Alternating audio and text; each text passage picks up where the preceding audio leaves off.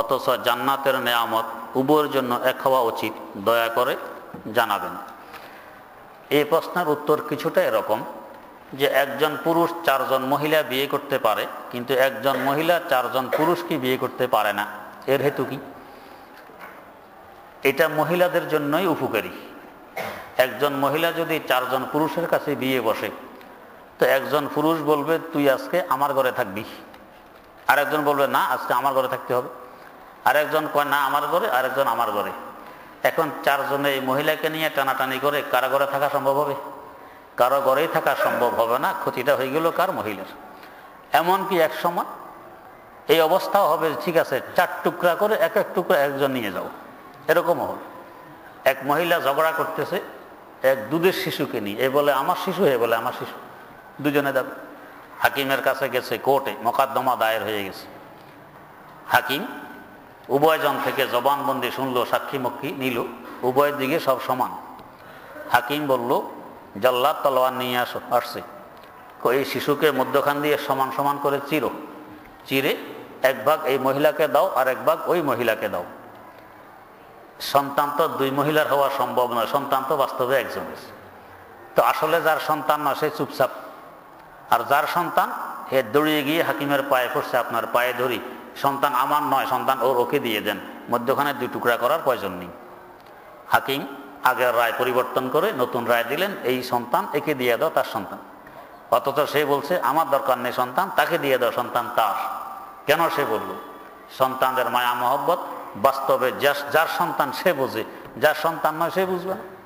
তো ঠিক এরকম ভাবে এই মহিলা অনেক সময় 4 টুকরা করা লাগবে। 4 জন যখন কাড়াকাড়ি করতেছ 4 টুকরা করে 4 জনে নিয়ে যাও, এই ক্ষতিটা মহিলার। দ্বিতীয়ত 4 জনাই তার সাথে ঠিক আছে 4 দিনে মেলামেশা করলো, সন্তান পেটে আসলো, সন্তানটি এখন কার হবে? এই নিয়ে আরেক মারামারি। তো আমার স্বামী সবসময় মারামারিতে লিপ্ত থাকুক, এটা কোনো মহিলার চাহিদা হয় না। তো এটা মহিলাদের জন্য ক্ষতিকর, তার স্বামী একজনই হবে, কয়েকজন হবে না। ঠিক আখিরাতও এরকম। আখিরাতও এই মহিলা চাবে যে আমি একমাত্র আমার স্বামীর হয়ে থাকি, আর অন্য কিছুর দিকে আমার চোখ না যাক, অন্য কারো চোখও আমার উপর না পড়ুক, আমি একমাত্র আমার স্বামীর হয়ে থাকি। এটা মহিলাদের আসল বৈশিষ্ট্য। এই জন্য মহিলাদেরকে হুর দেওয়া হয় না, হুর দেওয়া হয় শুধু পুরুষদেরকে। প্রশ্ন, ব্যাংকে 1 লক্ষ টাকা রাখলে 1 মাসে 1000 টাকা লাভ দেয়।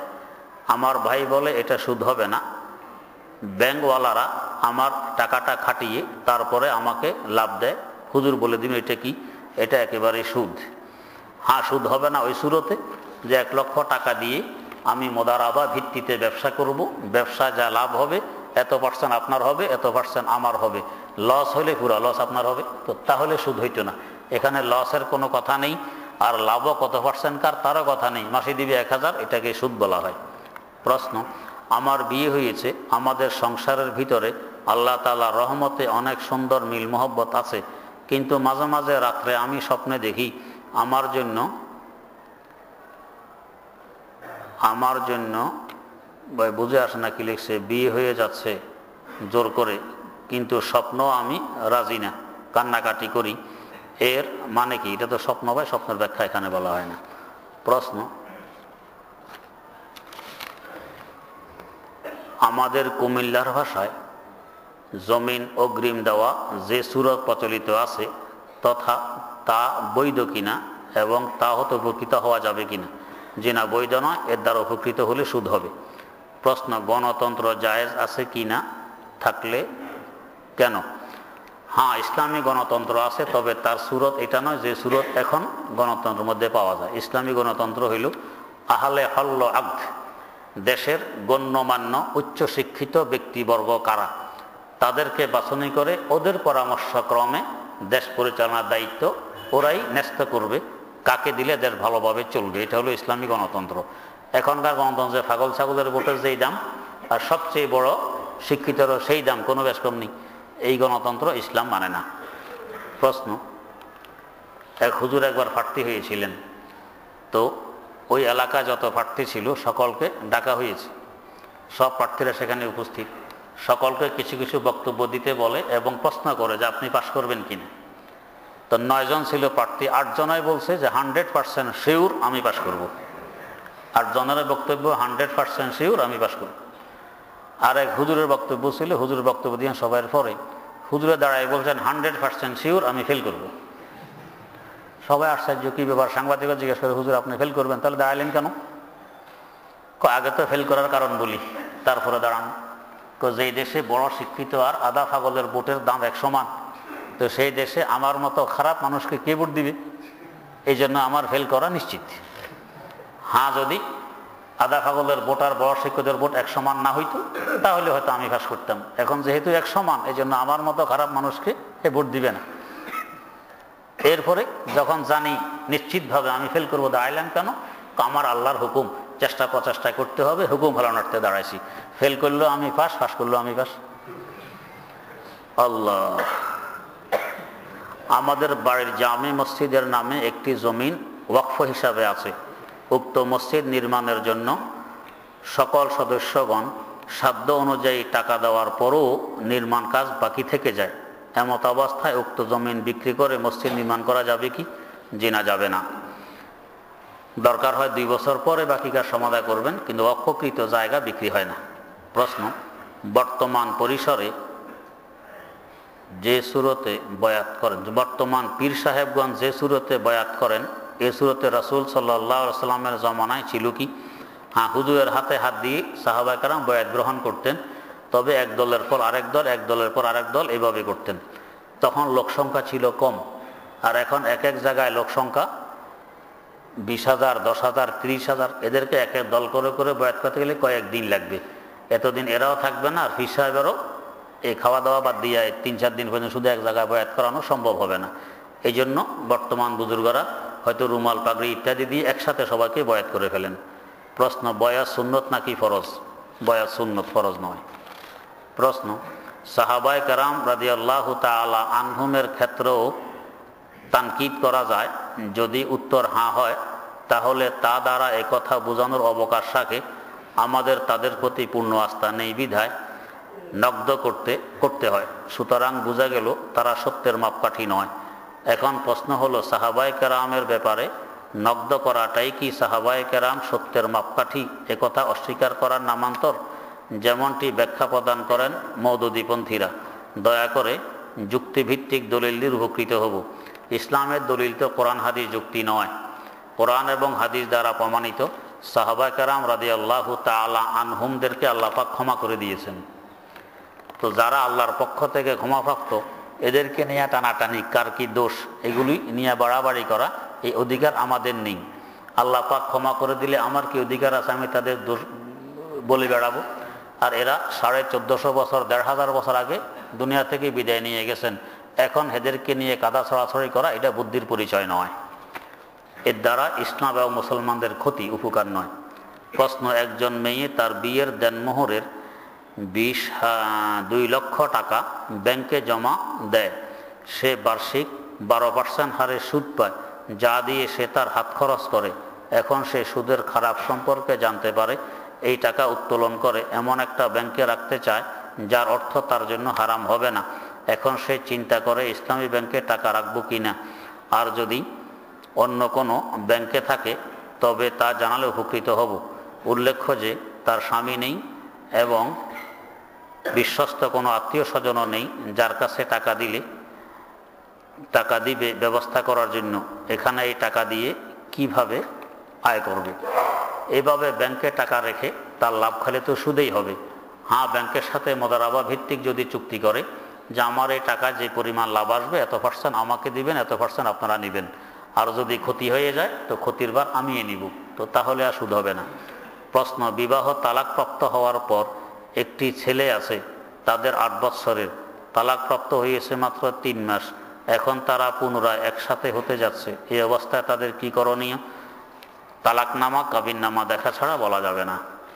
প্রশ্ন, আমি জানতাম যে ঘুমের মধ্যে উত্তেজনা ছাড়া বীর্যপাত হলে গোসল ফরজ হয় না, কিন্তু কিছুদিন আগে একটি জনপ্রিয় ইসলামিক পত্রিকায় প্রশ্ন উত্তর বিভাগে লিখেছে যে ঘুম থেকে উঠে কাপড় ভিজা পেলে তা বীর্যের আলামত পেলে স্বপ্নের কথা স্মরণ না হলেও গোসল করা ফরজ। সেখানে এই হাদিসটি দলিল হিসাবে পেশ করা হয়। হযরত আয়েশা রাদিয়াল্লাহু তাআলা আনহা বলেন, যে ব্যক্তি ঘুম থেকে উঠার পর ভিজা অনুভব করে কিন্তু তার স্বপ্নের কথা স্মরণ নেই, তার সম্পর্কে রাসূল সাল্লাল্লাহু আলাইহি ওয়াসাল্লামকে জিজ্ঞাসা করা হলে তিনি উত্তরে বলেন, হ্যাঁ, তাকে গোসল করতে হবে। জামে তিরমিজি, আবু দাউদ, আল বাহরুর রায়। কিন্তু ঘুমের মধ্যে উত্তেজনা ছাড়া বীর্যপাত হলে তো স্বপ্নের কথা স্মরণ থাকবে না, কারণ সে তো স্বপ্নই দেখবে না। বিষয়টি সঠিক সমাধান ভালোভাবে বুঝিয়ে দিলে উপকৃত হব। ঘুম অবস্থায় কি ঘটছে না ঘটছে সব কথা স্মরণ থাকে না। ঘুম অবস্থায় উত্তেজনার সাথে বীর্যপাত ঘটতে পারে, এরপরও ভুলে যেতে পারে, স্মরণ নাও থাকতে পারে। এই জন্য এই মাসালা ঠিক আছে, কোনো সমস্যা নেই। প্রশ্ন, আমার মা 8 বছর যাবৎ বিছানায় শুয়ে আছেন। আমার মার শরীরে অনেক জায়গায় ঘা হয়ে গেছে। হুজুর, আমার মার অনেক কষ্ট হচ্ছে, আপনি মুনাজাত করার সময় আমার মায়ের জন্য দোয়া করবেন, আমার মা যেন কষ্ট থেকে মুক্তি পান। হুজুর, আমার মা যখন পেশাব পায়খানা করে তখন আমার ভাই এবং ভাবি মাকে পরিষ্কার করে। এইভাবে পরিষ্কার করাটা কি আমার ভাইয়ের জন্য ঠিক হবে, নাকি আমার মার গুনাহ হবে? মারা গুনাহ হবে না, ভাইয়ের জন্য ঠিক হবে। প্রশ্ন, আমি স্বপ্নে দেখি, স্বপ্নের ব্যাখ্যা এখানে হয় না। প্রশ্ন, লোকমুখে শোনা যায় যে যদি টাকা, চাবি বা মূল্যবান কোনো কিছু বাম হাত দিয়ে রাখা হয় তবে তা নাকি হারিয়ে যায়। কথাটি কতটুকু সত্য? জি না, সত্য নয়। প্রশ্ন, হযরত আইয়ুব আলাইহিস সালামের গায়ের পোকা হলো চিংড়ি মাছ, কথাটি কি সত্য? একেবারে মিথ্যা। হযরত আইয়ুব ছিলেন শুকনা জায়গায়, চিংড়ি মাছ হয় পানিতে, তো পানির চিংড়ি মাছ শুকনা আনলে তো মারাই যায়। প্রশ্ন, লাইলি মজনু শিরিন ফারহাদ নামের কি কোনো ব্যক্তি ছিল? জি ছিল। প্রশ্ন, ছবির শরঈ মাসালা বিস্তারিত জানতে চাই। ছবি তোলা, ছবি টানানো এগুলো হারাম, কবিরা গুনাহ। প্রশ্ন, শাইখুল ইসলাম আল্লামা তাকি উসমানী দামাত বারাকাতুহুমের কতজন খলিফা? তার প্রধান খলিফা, অন্যান্য খলিফাদের নাম জানতে চাই। হযরত শাইখুল ইসলামের কোনো বিশেষ বৈশিষ্ট্য বা কারামত জানাবেন কি? কারামত তো কোনো বুজুর্গের পরিচয় নয়, শরীয়তের উপরে অটল থাকা, এটাই হলো বুজুর্গের আসল পরিচয়। হযরতের খলিফা অনেকেই আছেন, সবার নাম এখন আমার জানা নেই। প্রশ্ন, আমরা চরমনাই থেকে আসার পথে লঞ্চে বৈশা গরুর গোসল দিয়া, গরুর গোশত হবে, গোশত দিয়ে খিচুড়ি পাক কইরা খাইতেছি। তখন গরুর লোমের এক টুকরার ভিতরে, গরুর গোশতের এক টুকরার ভিতরে আল্লাহ লেখা পেয়েছি। এখন আমার প্রশ্ন, এর মানে কি? আল্লাহ মানে আল্লাহ, আর মানে কি? এরকম থাকতে পারে, আমিও দেখেছি এক জায়গায় গরু গোশতের মধ্যে আল্লাহু লেখা। এগুলো আল্লাহ যে হক একজন আছেন তার পরিচয় বহন করে। প্রশ্ন, সন্তান যখন ভূমিষ্ঠ হয় তখন তার মাথার চুল পরিমাণ রূপা সাদাকা দিতে হয়, তা তো আমি জানি না। এখন তো চুল ফেলে দিয়েছি, এখন কি করব বলবেন? অনুমান করে দিয়ে দিবেন। প্রশ্ন, আমার মেয়ে হয়েছে 45 দিন, আমি জানি না যে আজান দিতে হয়, এখন দিলে হবে কি? দিয়ে দিবেন। প্রশ্ন, আকিকা না দিলে পাপ হবে এবং কত টাকার মধ্যে দিতে হবে? আমার বেশি সামর্থ্য নেই এবং আমাদের এসব আজ পর্যন্ত শুনি নেই, গ্রামের হুজুররা বলেন না। আকিকা না দিলে গুনাহ হয় না, আকিকা দেওয়া মুস্তাহাব, দেওয়া ভালো, না দিলে গুনাহ হয় না। আকিকা কমপক্ষে একটি ছাগল দিতে হয়। এই ছাগলটা, কোরবানির ছাগলের যত শর্ত আছে আকিকার ছাগলও তত শর্ত আছে। প্রশ্ন, আমার আব্বা এবং মা আমাকে একটা জমি দান করেছে, কিন্তু কিছুদিন পর আমার বাবা আমার সেটা ফেরত চায়। পরে আমি জমি ফেরত না দিয়ে কিছু টাকা দিয়েছি জমি বাবদ। এখন কি আমার ভাই বোন ওই জমির অংশীদার হবে কি? জমিন যদি আপনার দখলে দিয়ে দেয় তাহলে এরা অংশীদার হবে না, দখলে না দিলে হবে। প্রশ্ন, জিনরা কি কোনো ওলি আল্লাহ হতে পারে? জি পারে। প্রশ্ন, বড় বড় পীরগণ যেমন শাহজালাল, শাহপরান, বড় পীর সাহেব, শাহ আলী বুগদাদি, গোলাপ শাহ ইত্যাদি বুজুর্গ ব্যক্তিগণ কেন জিনের সাহায্যে মানুষের কোনো তদবির করতে পারেন? ওনারা তো এখন জিন্দা নেই, এখন কোনো তদবির করতে পারেন না। তদবির করতে হলে জিন্দা থাকতে হয়। প্রশ্ন, আমাদের দেশে সাধারণত দেখা যায় মসজিদের জন্য যে জমি ওয়াকফ করা হয় তাতে মসজিদ উঠানোর পরে বারান্দা ও মসজিদের হুকুম এক না ভিন্ন হবে? এক হবে। প্রশ্ন, শ্বশুর শাশুড়িকে আব্বা আম্মা বলা যাবে কিনা? জি যাবে। প্রশ্ন, কোনো ব্যক্তি জাকাতের টাকা দিয়ে কোনো বস্ত্র ক্রয় করে গ্রামের বাড়িতে জাকাত প্রাপ্তদের মাঝে দান করে থাকেন। শহর থেকে গ্রামে জাকাতের মাল গ্রহণ করার জন্য গাড়ি ভাড়া বাবদ যে খরচ হয়ে থাকে উহা যাকাতের টাকা থেকে দেওয়া যাবে কিনা? জি না, যাবে না, নিজের পক্ষ থেকে দিতে হবে।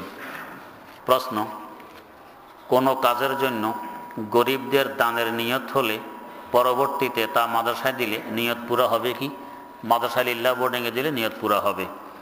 প্রশ্ন, শরীয়তে সৎ কাজের আদেশ অসৎ কাজে নিষেধ করা ফরজ, তাহলে ইমামদের সামনে অনেক খারাপ কাজ করা হয়, তারা নিষেধ করে না কেন? নিষেধ করে না কেন আপনি কিভাবে বুঝবেন? হয়তো আপনার সামনে করে নেই, পিছনতে করতে পারে, ইমাম তো সবসময় আপনার সামনে থাকে না। প্রশ্ন, আপনি বলেছেন প্রত্যেক নামাজের পর সম্মিলিত মুনাজাত করা বেদাতে হাসানা। আমার প্রশ্ন, এই বেদাত করার দরকার কি?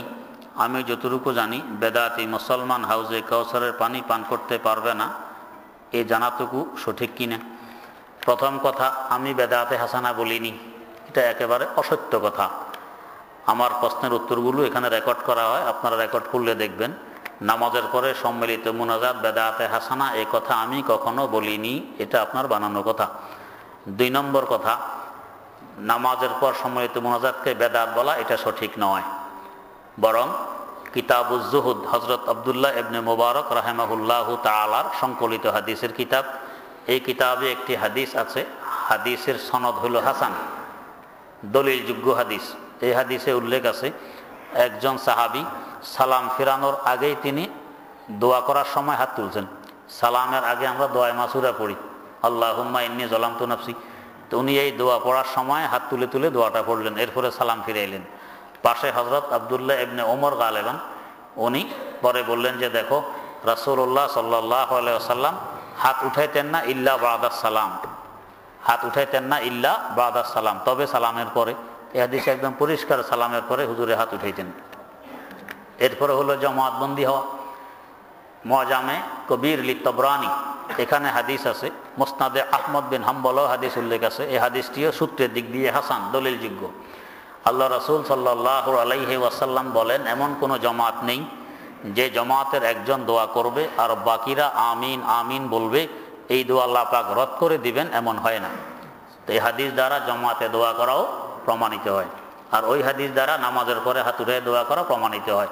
2 হাদিসকে মিলাইলে জামাতের পরে হাত তুলে সম্মিলিত দোয়া প্রমাণিত হয়, অতএব এটাকে বেদাত বলা যাবে না।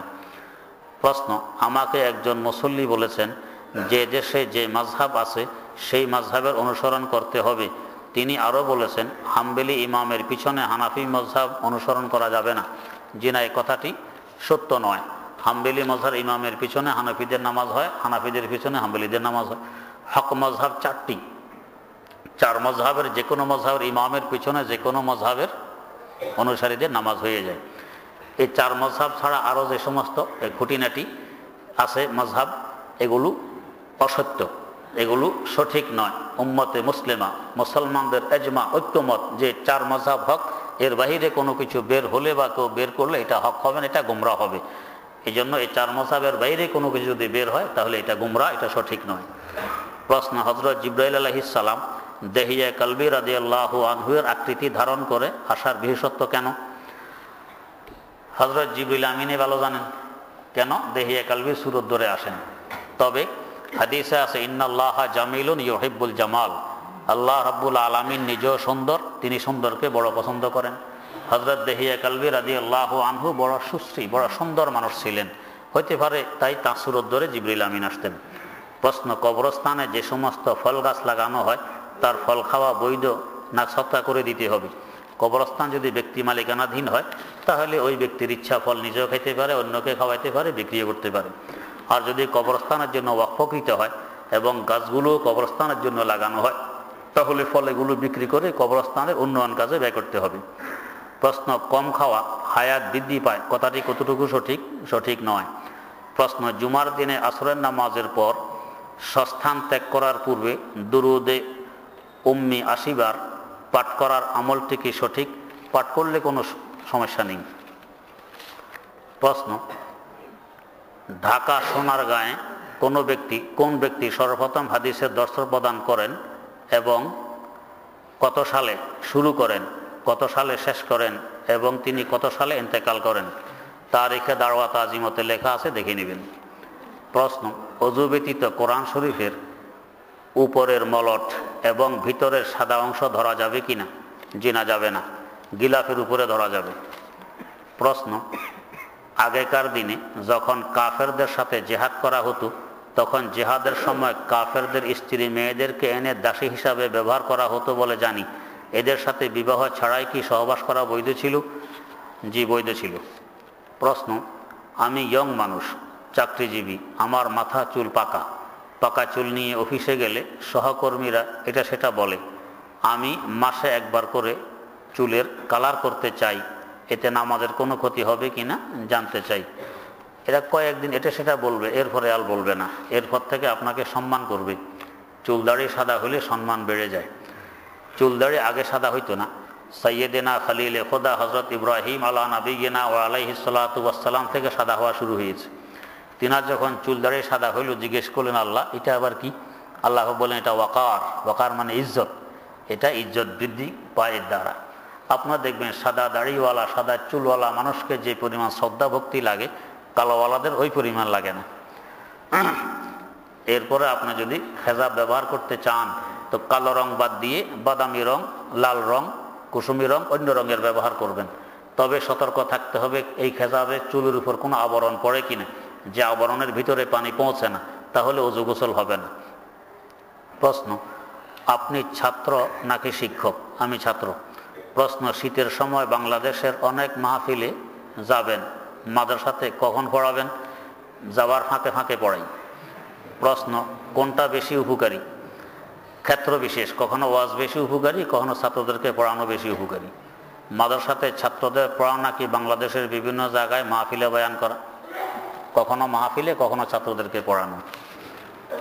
প্রশ্ন, 10 লক্ষ টাকা দেনমোহর বিয়ে হয়েছে, 1.5 বছর পর তালাক হয়েছে, স্বামী দেনমোহর মাফ করিয়ে তালাক দিয়েছে।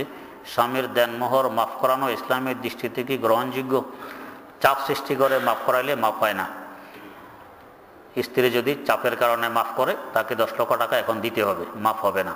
প্রশ্ন, বর্তমান জমানায় বিবাহনামাতে 18 নম্বর ঘরে স্ত্রী যদি তালাক নেওয়ার অধিকার নিয়ে থাকে, এটা কি ইসলামের দৃষ্টিতে দোষণীয়?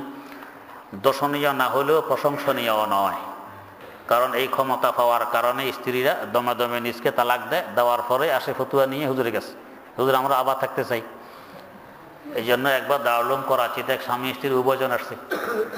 ওইখানে তখন যিনি মুফতি সাহেব ছিলেন, মাশাআল্লাহ অত্যন্ত হাত 6 হবে লম্বা, এই পরিমাণ মোটা, আর কালো যে কালো, হাফসিকে ফিল করে। হুজুর মাদ্রাসার মধ্যখানে মাঠের মধ্যে বসা, আসরের পরে স্বামী স্ত্রী 2 জন আসছে।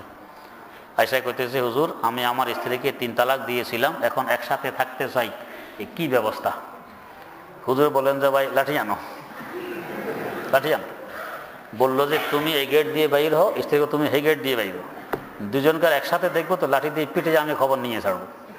হুজুরের ধমকে 6 হাত লম্বা হুজুর 2 জন 2 গেট দিয়ে, আর দারুল উলুমের 2 গেটও প্রায় আধা কিলোমিটার এদিকে আর এদিকে।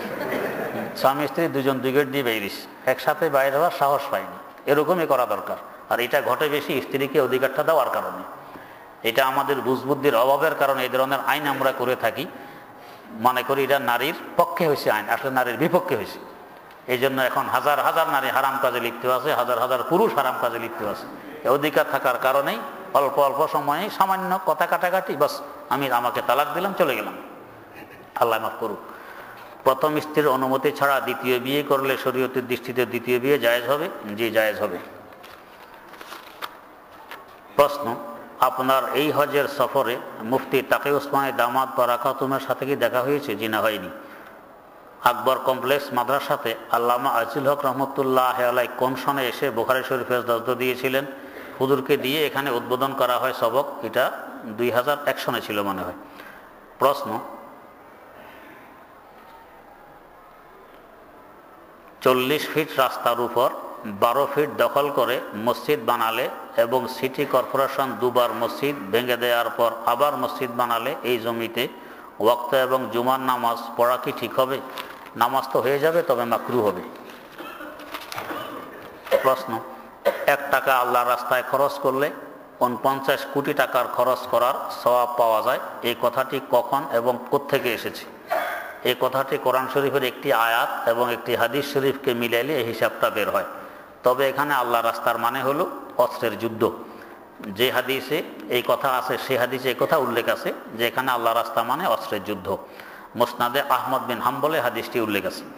প্রশ্ন, আল্লাহর রাস্তায় গিয়ে এক মুহূর্ত সময় আরোপ করা হাজারে আসওয়াদ পাথরকে সামনে রেখে শবে বরাতের রাতে পড়ার সওয়াব, এই কথাটি কখন এবং কোথা থেকে এসেছে? কথা আছে, তবে এখানে আল্লাহ রাস্তা মানে হলো বর্ডারের পাহারাদারি করা। শত্রুরা আক্রমণ করে বসছে, রাতের অন্ধকারে আপনারা পাহারাদারি করতেছেন যাতে শত্রু ইসলামী রাষ্ট্রে ঢুকতে না পারে, এটা ওইখানের ফজিলত। প্রশ্ন, কোনো ব্যক্তির সন্তান না থাকলে তিনি ইন্তেকালের পর সেই সম্পত্তির হকদার কে হবেন? এটা লিখিত দেওয়া লাগবে। শুধু সন্তানে হকদার হয় না, আরও বহু ওয়ারিশ থাকে। প্রশ্ন, টেস্ট টিউব বেবি অর্থাৎ স্বামীর বীর্য স্ত্রীর গর্ভাশয়ে স্থাপন করে সন্তান নেয়া কি শরীয় সম্মত? যদি বাস্তবে স্বামীর বীর্য নিয়ে স্ত্রীর জরায়ুতে রাখা হয় তাহলে এটা গুনাহ হবে না। প্রশ্ন, লাইলি মজনুর ঘটনা মসনবী শরীফের কোথায় আছে? একাধিক জায়গায় আছে। প্রশ্ন, হিজরি বর্ষের প্রথম দিনকে শুভ নববর্ষ বলা কি শরীয় সম্মত? জি, বলা যাবে। প্রশ্ন, কোনো মুসলমান শুক্রবারে ইন্তেকাল করলে তার কবরে কি আযাব হবে? জি না, হবে না। তিরমিজি শরীফে হাদিস আছে। প্রশ্ন, একজন মহিলা মান্নত করেছে একাধারে 60টি রোজা রাখবে, কিন্তু একাধারে না রেখে ভেঙে ভেঙে রাখতে থাকতে তারপর 60টি রোজা পূরণ হওয়ার পূর্বে মারা যায়। 40টির মতো রেখেছে, এখন এই মান্নতের হুকুম কি? যদি তার কাফারা দেওয়ার জন্য সে কাউকে ওসিয়ত করে যায় তাহলে তার সম্পদ থেকে কাফারা দিতে হবে। ওসিয়ত করে না গেলে সম্পদ থেকে কাফারা দেওয়া আবশ্যক নয়, দিয়ে দেওয়া ভালো।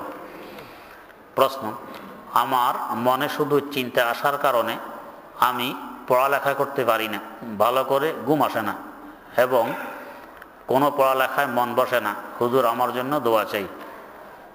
চিন্তা আসলে আপনি লা হাওলা ওয়ালা কুওয়াতা ইল্লা বিল্লাহ পড়ে কিতাব খুলে বসবেন আর পড়া শুরু করবেন, জোরে জোরে পড়বেন। প্রশ্ন, মোবাইলে ছবি উঠিয়ে রাখা এবং দেখার হুকুম কি?